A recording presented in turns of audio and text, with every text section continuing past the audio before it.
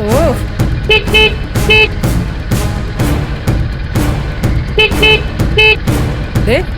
കെട്ടി എടുത്തിട്ടുണ്ടല്ലോ അവളെ, പുറത്ത് വയ്ക്കുന്നുണ്ട്.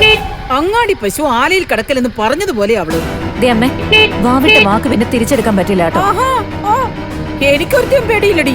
എന്റെ വീട്ടിലിരുന്ന് തോന്നിയാസം ചെയ്ത ഞാൻ ചോദിച്ചു ഒന്ന് ചെന്ന് തുറന്നു കൊടുക്ക് പോയിട്ട്. വരുന്നു.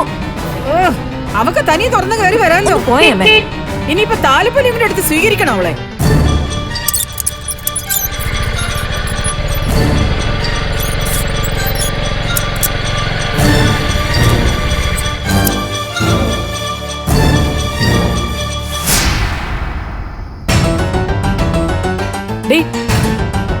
നീ ഇതുവരെ എവിടെ പോയിരിക്കുവായിരുന്നടി? രാവിലെ ഇവിടെ നിന്ന് ഇറങ്ങി പോയതാണല്ലോ. അമ്മ ഇറങ്ങിയതിന് ശേഷം ഞാൻ ഇറങ്ങിയത്. അമ്മ ഇന്ന് നേരത്തെ വന്നോ? പിന്നെ എന്റെ വീട്ടിലെ കറണ്ട് ബില്ലും വാട്ടർ ബില്ലും അങ്ങനെ പലതും അടയ്ക്കാനുണ്ടായിരുന്നു. പിന്നെ ഒന്ന് രണ്ട് വേണ്ടപ്പെട്ടവരെയൊക്കെ കാണാനും ഉണ്ടായിരുന്നു. അങ്ങനെ എല്ലാം കഴിയുമ്പോഴേക്കും ഇത്തിരി ടൈമായി. ആ സോനെ, മോനെ ഇവിടെ നിർത്തിപ്പോയത് നിനക്ക് ബുദ്ധിമുട്ടായോ?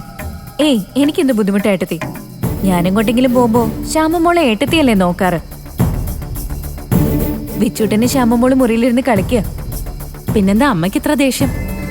ഇവിടത്തെ കാര്യങ്ങളൊക്കെ കൃത്യമായിട്ട് നടന്നാ പോരെ അമ്മേ? ഇവിടെ എന്ത് കാര്യം ആടി കൃത്യമായിട്ട് നടക്കുന്നേ? നിന്റെ ഭർത്താവ് ഒരുത്തൻ ഇവിടെ വന്നിട്ട് 1 മണിക്കൂറായി.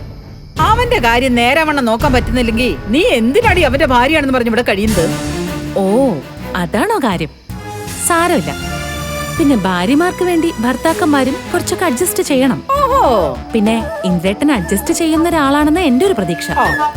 പിന്നെ എന്തായാലും ഇന്ദ്രേട്ടന്റെ അച്ഛൻ പണ്ട് വീട് വിട്ടു പോയതുപോലെ ഇന്ദ്രേട്ടൻ എന്നെ ഉപേക്ഷിച്ച് പോവില്ലെന്ന എന്റെ ഒരു വിശ്വാസം.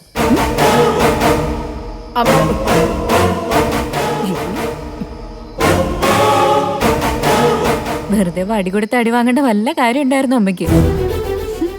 കഷ്ടം.